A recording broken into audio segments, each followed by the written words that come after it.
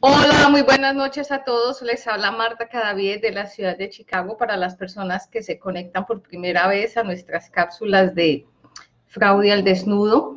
Hoy con ustedes desde acá contándoles varias historias y pues experiencias de mi carrera profesional.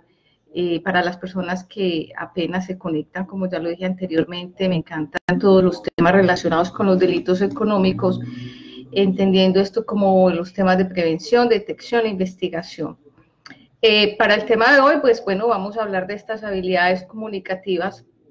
Hoy estaba conversando con alguien y casualmente me llegó la guía de los cursos que ofrece ACFEC acá en Estados Unidos, que son también virtuales o presenciales, y trae una parte muy interesante acerca de las habilidades comunicativas. Y yo dije, bueno, pues qué interesante que hablemos 10 minuticos del tema para que pensemos cómo estamos nosotros en esa área.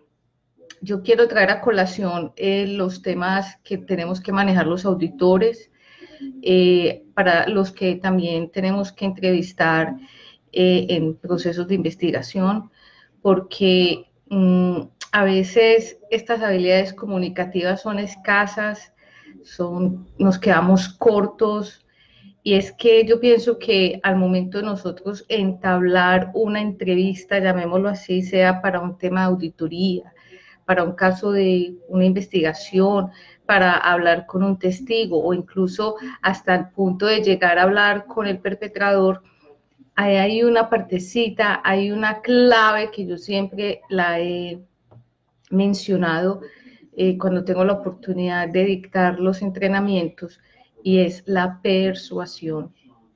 Uno de los errores más grandes, vamos a hablar de varios errores, voy a reunirlos como entre 3 o 4 errores, pero yo pienso que la carencia de esa mmm, comunicación, de esa empatía, es la que nos lleva a nosotros a tener todas esas barreras en el momento de hacer una entrevista, sea para una auditoría o sea incluso pues para hacer un proceso de investigación. Y si vamos más allá, el tema de la persuasión es súper importante, igualmente cuando estamos hablando con la junta directiva.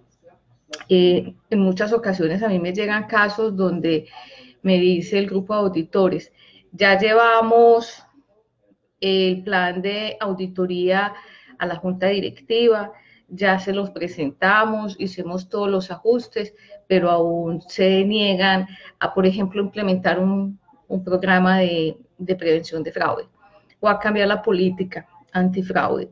Y es muchas veces es que nos quedamos cortos en esa persuasión. No lo digo que en todas las situaciones, porque en muchas también he notado que es un riesgo que asume la junta directiva o la junta o la asamblea, donde ellos deciden que pase lo que pase, ellos asumen ese riesgo. Pero para que nos concentremos en lo que vamos a hablar en el día de hoy, vamos a llamarlo como, la persuasión es esa primera cualidad, llamémoslo así, o herramienta o habilidad que nosotros debemos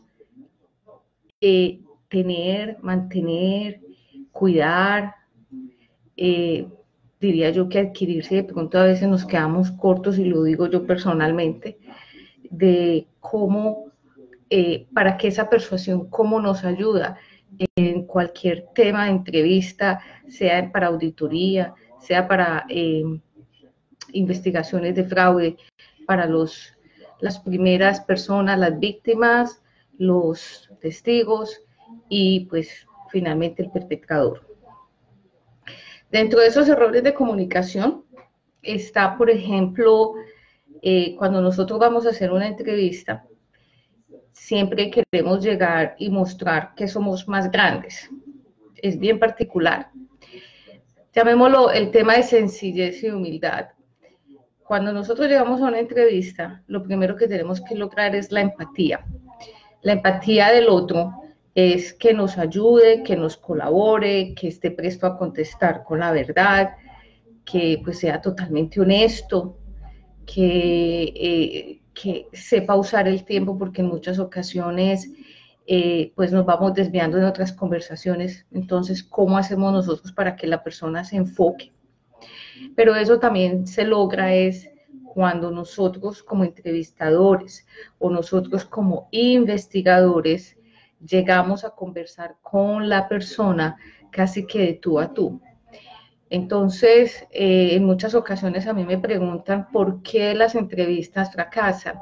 Y cuando hacemos un análisis, y es que en muchas ocasiones los entrevistadores llegan con todos los títulos profesionales pegados en la espalda, hablo pues porque llegan contando todo lo que son, lo que han estudiado, lo que han conquistado, y llegan con una actitud imponente. Y en muchas ocasiones las personas se sienten atemorizadas, se asustan, les da vergüenza, por ejemplo, entonces se cierran en la comunicación, y la otra persona, el entrevistador que está pues aquí a este otro lado, pues en muchas ocasiones se desespera, se puede incluso poner un poco violento, un poco agresivo, llamémoslo de esa manera, y eso empeora la situación. Entonces el primer error, yo pienso que, digámoslo que el primer error o la mejor, o la actividad que debemos mejorar ahí es cuando nosotros lleguemos a entrevistar, vuelvo, insisto, para un tema de auditoría o para un tema de una investigación, nosotros debemos llegar calmados, tranquilos, no contándole a las otras personas todo lo que hacemos, lo que hemos estudiado, sino al contrario, digámoslo, con un perfil más bajo, para que la otra persona pueda engancharse con nosotros. Esa es la conquista. Ese primer contacto lo que hace es enganchar a la persona con la que vamos a hablar, para que esa persona se sienta cómoda, confortable hablando con nosotros. Otro de los errores que son muy comunes, que estropean una entrevista, es la falta de planeación. Pensamos que todo lo tenemos acá en la cabeza, que como ya nos hemos memorizado las preguntas, no necesitamos planear. Y una de las actividades más importantes en una auditoría, cuando vamos a ir a conversar con alguien o en una investigación, es tener bien claro los posibles escenarios que pueden ocurrir en ese momento. Entonces, planear siempre será como una condición para hacer esa entrevista. ¿Qué significa planear? ¿De qué vamos a hablar? ¿Cuál es el tema? ¿Quién es la persona con la que voy a conversar?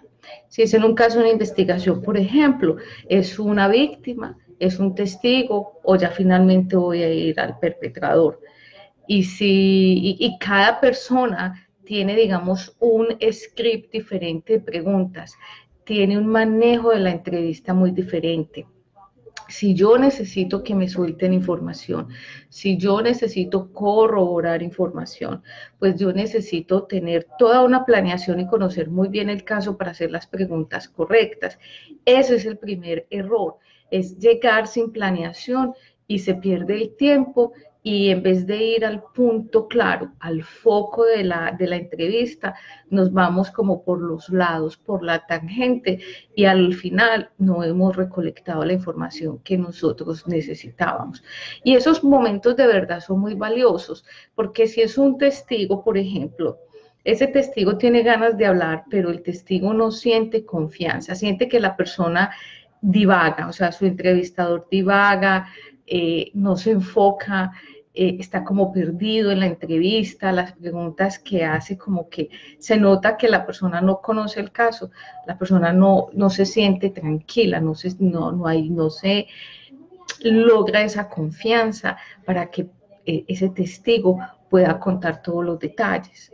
Y en muchas ocasiones nosotros debemos también entrar un poquito como al corazón, como al alma de esa persona, y entender qué es lo que esa persona está sintiendo en ese momento. Por ejemplo, una víctima está llena de dolor, está llena de rabia. Hay muchas veces en oportunidades hay víctimas que que son vengativas, que quieren tomar represalias. Entonces, ¿cómo vamos a hablar? Una de las,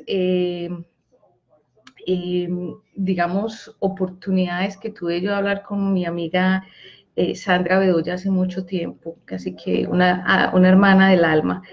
Ella tuvo la oportunidad de tomar un curso de comunicación y pues en una conversación muy particular me estaba contando sobre unos tips que sirven mucho y en muchas ocasiones es cómo las palabras que la otra persona está hablando, cómo yo puedo enganchar a esa persona con esas palabras. Entonces, por ejemplo, en mi caso particular, una de las palabras que yo más uso en mi léxico profesional y en mi léxico por fuera de la oficina y por fuera pues de mi mundo como administradora de riesgos es la palabra control. Entonces, claro, cada que otra persona está hablando de control, eso a mí me llama la atención. Entonces, aprender a escuchar a la otra persona y detectar cuáles son las palabras claves que esa persona repite constantemente nos ayuda a enganchar a esa persona. Entonces, dentro de ese tema de planificación hay que conocer a quién vamos a entrevistar.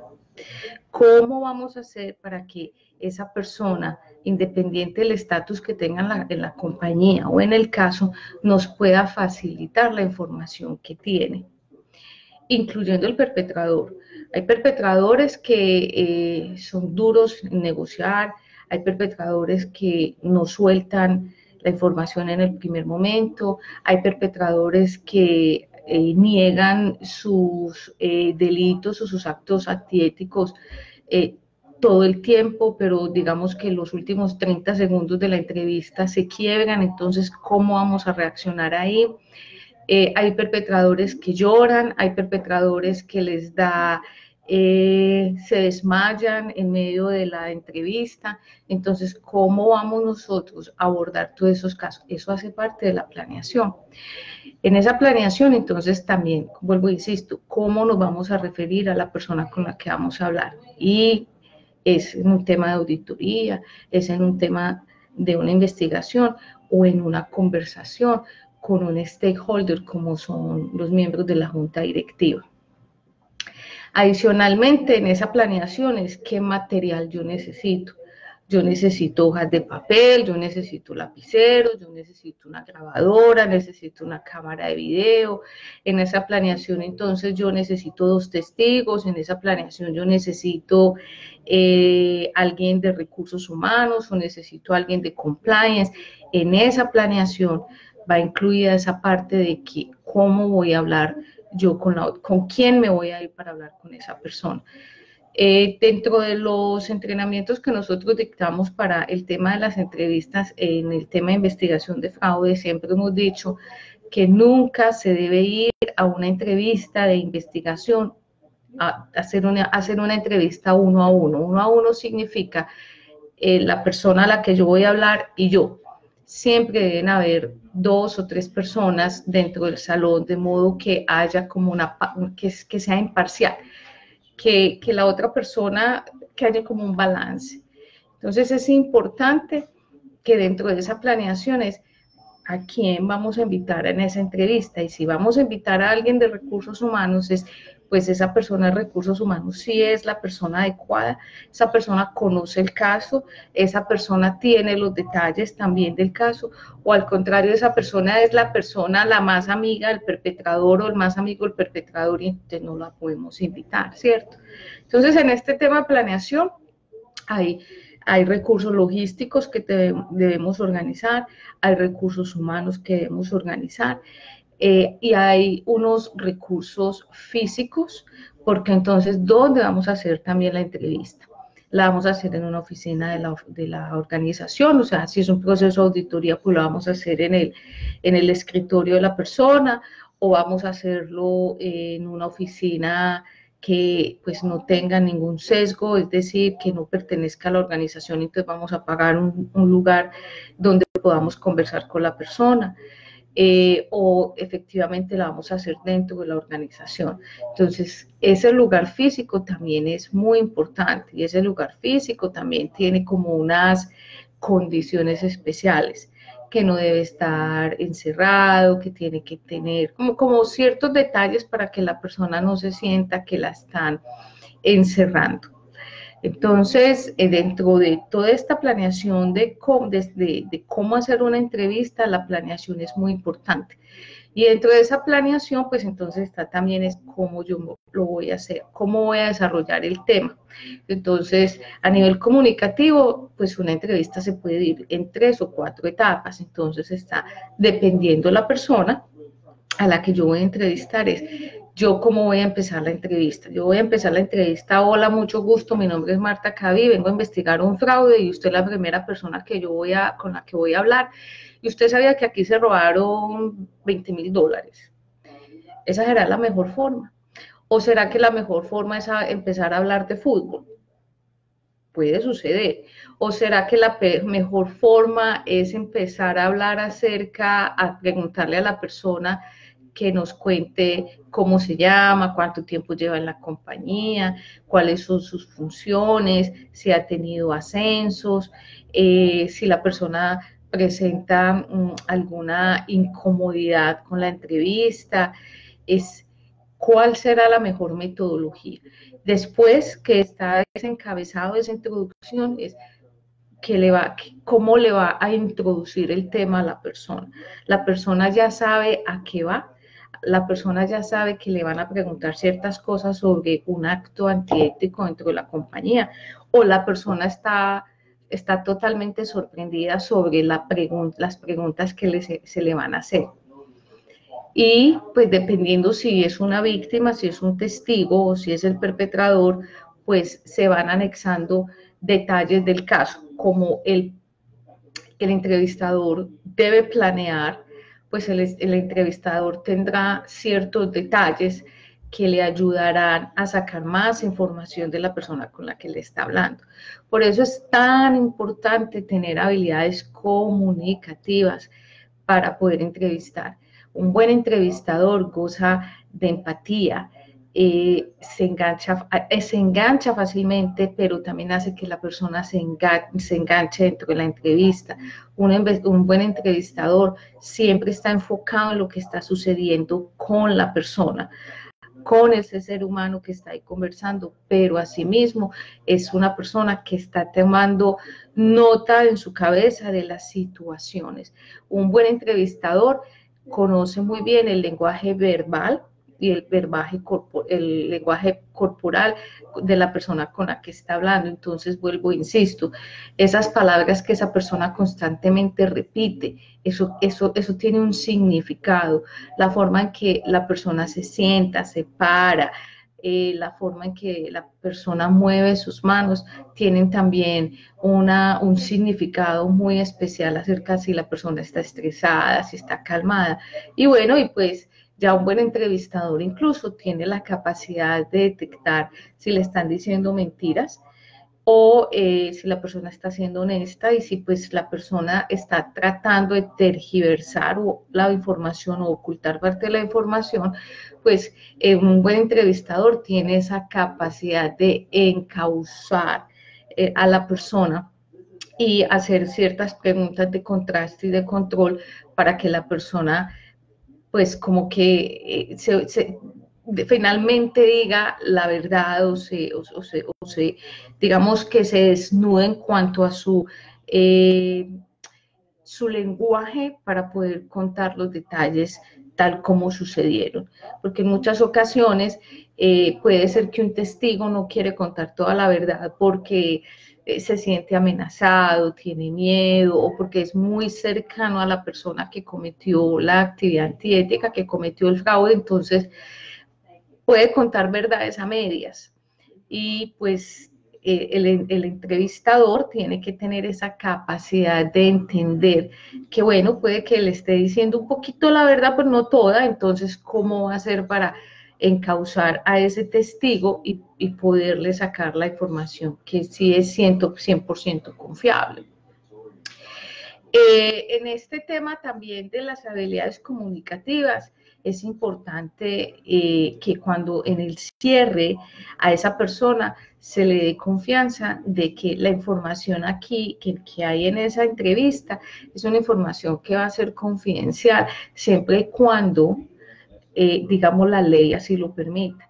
Uno de los grandes errores que se cometen cuando están entrevistando personas es decirle que eso es 100% confidencial, casi que secreto.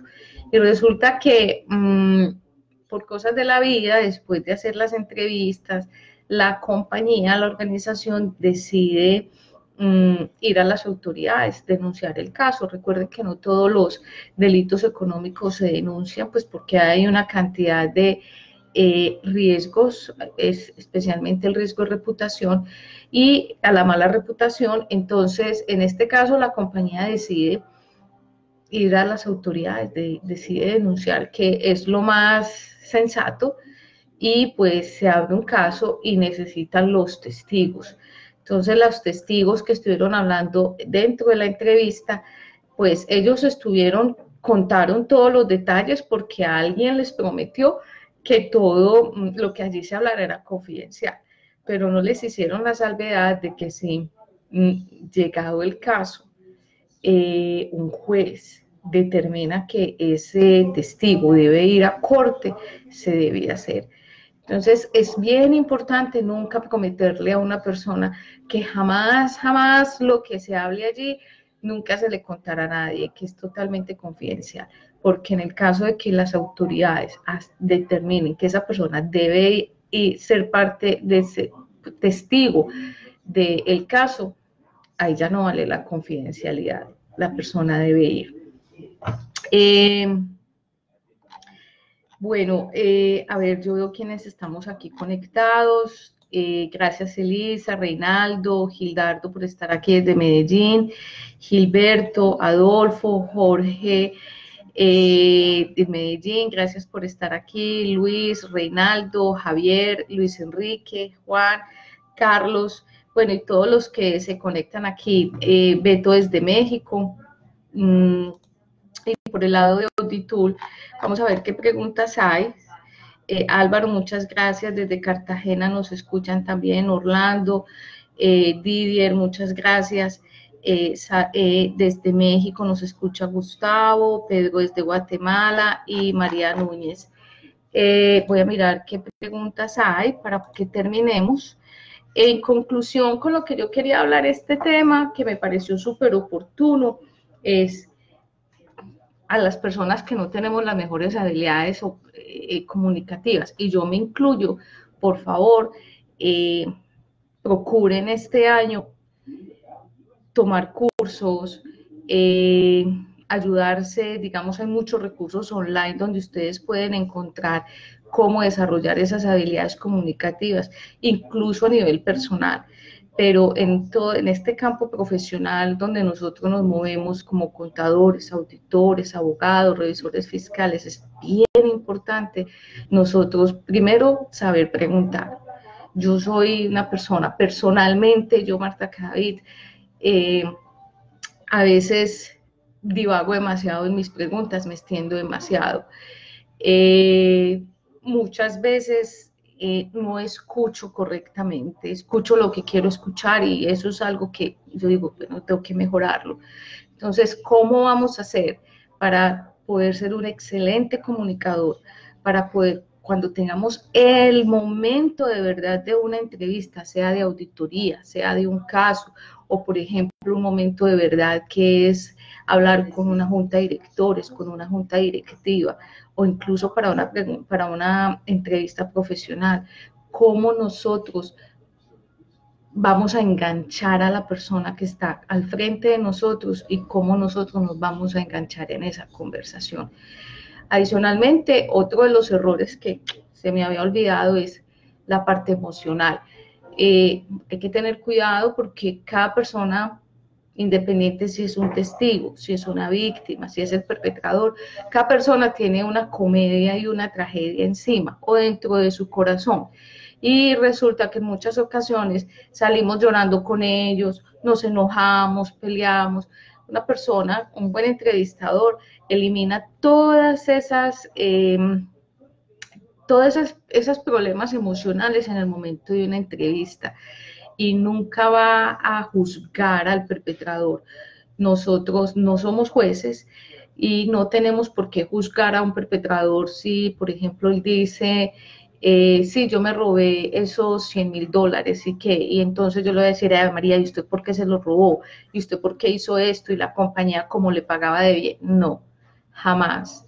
Simplemente se toma nota de lo que es y uno nunca se engancha a nivel emocional con ninguna de las personas, ni con los testigos, ni con los auditados, ni con el perpetrador, porque eso hace que hayan imparcialidades. Si yo me engancho en que el perpetrador se robó el dinero para poder pagar el dinero, para poder pagar la fórmula médica o las medicinas de su hijo que está súper grave, pues a la larga entonces yo voy a hacer un bingo, unas empanadas bailables para también ayudarle. No, el hecho de que la persona justifique sus actos no indica que yo me tenga que enganchar con compasión y con tristeza en esa situación.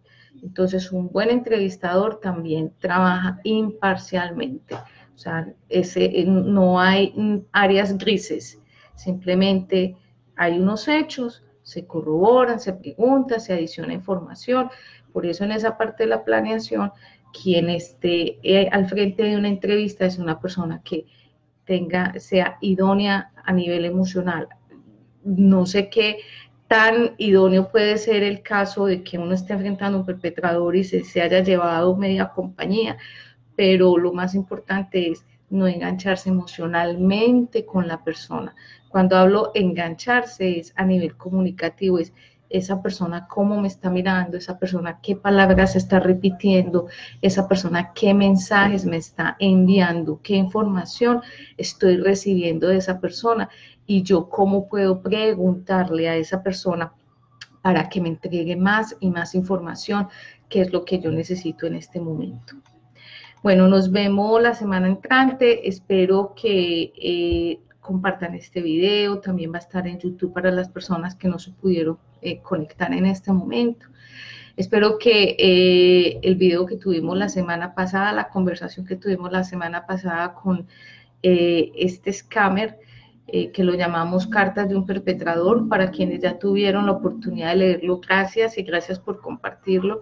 Y para los que todavía están pendientes de leerlo, pues los invito a que lo lean, lo esculquen y para que ustedes se den cuenta cómo un perpetrador escribe y ustedes con esa información incluso pueden hacer seguimiento, pueden incluso detectar cuando el perpetrador repite y repite las mismas cosas, aun cuando la persona que le estaba respondiendo le respondía totalmente diferente. Por obvias razones, esos mensajes de la persona que me contactó no se pueden postear, pero igualmente ustedes pueden ver en el lenguaje del perpetrador ciertas características particulares de cómo ellos escriben.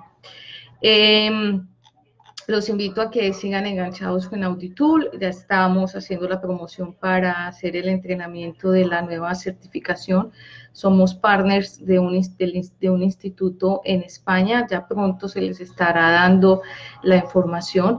Nosotros estamos encargados de darles todo el entrenamiento. Vamos a estar en la ciudad de Bogotá en abril, la tercera semana. Y Juan Zorrilla representa el instituto. La idea es traer esta certificación a Latinoamérica con los estándares de cualquier otra certificador o instituto aquí en Latinoamérica y con el asocio de Auditool como entrenador de base. Vamos a estar ahí con ustedes 2 días, más o menos 3 días, ayudándolos a que se certifiquen la primera cohorte, pero ya se les estará dando a ustedes información para que se animen. A ustedes muchas gracias por conectarse y bueno, nos vemos la semana entrante. Bendiciones, hasta pronto.